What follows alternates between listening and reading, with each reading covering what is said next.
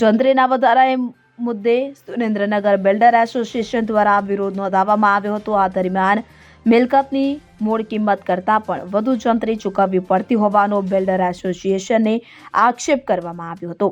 જંત્રીના ભાવ વધારાને પગલે મકાનોના ભાવો પણ વધ્યા છે કે જેને કારણે નાના વર્ગના લોકોને પોતાના મકાનનું સ્વપ્ન રોડાઈ રહ્યું હોવાનું ઘાટ સર્જાયો છે, જેના કારણે બિલ્ડર એસોસિએશન દ્વારા જંત્રીના ભાવ વધારા મુદ્દે રોષ વ્યક્ત કરવામાં આવ્યો હતો। દુધરેજ, ખેરાળી, વઢવાણ સહિતના વિસ્તારોમાં જંત્રીના ભાવો મૂળ મિલકતોના ભાવથી પણ વધી ગયા છે। તેમજ સુરેન્દ્રનગરમાં જંત્રી વધવાને પગલે માઇગ્રેશનના પ્રશ્ન પણ વધ્યા છે। આ સાથે કોમર્શિયલ બિલ્ડિંગની જંત્રીમાં વધારો કે જેને લઈને પણ રોષ વ્યક્ત કરવામાં આવ્યો તો આ મામલે બિલ્ડર એસોસિએશન દ્વારા મુખ્યમંત્રીને પણ રજૂઆત કરાઈ છે હોવાનું જણાવાયું હતું। સરકારે બહાર પાડી છે એ બાબતે વાંધા અને સૂચનો માટે અમે લોકો આવેદનપત્ર દેવા આવ્યા છીએ। નવી જંત્રી બહુ વધારે પડતી છે, શહેરનો વિકાસ રૂંધાઈ જાય એવું છે, નાના માણસોને પોસાય એવું નથી। આ પ્રશ્ન ખાલી બિલ્ડરો નથી, આ પ્રશ્ન સુરેન્દ્રનગરની આમ જનતા છે દરેકનો છે, કારણ કે બિલ્ડરોને મોંઘું પડશે તો એ મોંઘું વેચશે, એટલે સામાન્ય પ્રજા ઉપર આ મોટો બોજ છે। એટલા માટે અમે અહીંયા આવેદનપત્ર દેવા આવ્યા છીએ કે રીસર્વે ફરીવાર કરાવો। બાંધકામના ભાવ, જમીનના ભાવ જે આંકા છે એ બહુ વધારે પડતા આંકા છે। ખાસ કરીને ગુજરાતની સીમમાં તો એટલા બધા આંકા છે કે ગુજરાતની સીમનો વિકાસ જ આખો રૂંધાઈ જશે। માટે અમે આવેદનપત્ર દેવા બધા આવ્યા છીએ। જંત્રી અમુક જગ્યાએ 50% વધારી છે, અમુક જગ્યાએ 80% વધારી છે, અલગ અલગ રેશિયો છે। પણ જે 1 વર્ષ પહેલાં જે બમણી જંત્રી કરી હતી એમાં પણ ખાસ કરીને ગુજરાતની સીમમાં ભાવ ઓછા કરવાની જરૂર હતી, એની બદલે અત્યારે પાછી નવી જંત્રી વધારી છે। એટલે અમે એનો આવેદનપત્ર દેવા આવ્યા છીએ કે ભાઈ જંત્રીના ભાવ બહુ વધારે છે, બીજું સ્ટેમ્પ ડ્યુટી થોડી ઓછી કરો, બીજું હાઈ રાઇઝ બિલ્ડિંગ હોય, લો રાઇઝ બિલ્ડિંગ હોય તો ફ્લોર વાઇઝ ટકાવારી જે એમને મૂકી છે એ કરતાં વધુ ટકાવારી મૂકો કે ભાઈ ઉપરના ભાવ ઓછા આવે છે તો ઉપરની જંત્રી ઓછી હોવી જોઈએ। જે ટકાવારી એમને મૂકી છે એમાં 25% ફર્સ્ટ ફ્લોરમાં ડિસ્કાઉન્ટ આપ્યું છે, 25 વાળું 50% હોવું જોઈએ। એટલે બધી અલગ અલગ અમારી રજૂઆત છે, એટલા માટે અમે લોકો બધા આવ્યા છીએ।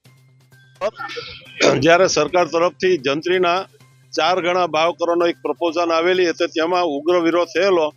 તે સંદર્ભે આજે સુરેન્દ્રનગર બિલ્ડર એસોસિએશન એનો વિરોધ પેટે એક આવેદનપત્ર આજે કલેક્ટરશ્રીને આપવામાં આવી રહ્યું છે।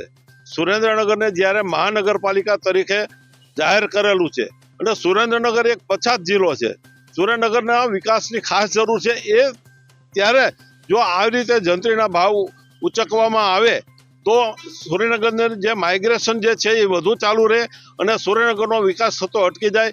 એટલા માટે ભાવ નિયંત્રણ માટે અને લોકો અહીંયા વસવાટ કરી શકે, ધંધા રોજગાર કરી શકે, એટલા માટે જંત્રી ન વધારે તો સારું, નહીં તો નોમિનલ અને માર્કેટ પ્રમાણે જો જંત્રી વધે તો સારું। અમુક જગ્યાએ તો અહીંયા એવી પરિસ્થિતિ છે કે જ્યાં દાખલા તરીકે જંત્રી ₹1,00,000ની હોય અને માર્કેટ વેલ્યુ 50,000ની હોય।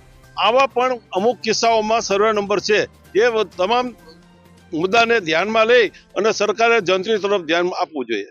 એસોસિએશન દ્વારા કલેક્ટર સાહેબને અમે લોકો આવેદનપત્ર આપવા આવ્યા છીએ, ત્યારે ગુજરાત સરકારમાં મુખ્યમંત્રીશ્રીને પણ અમે રજૂઆત કરવા ગયા ત્યારે જગદીશ મકવાણા પણ અમારી સાથે હતા।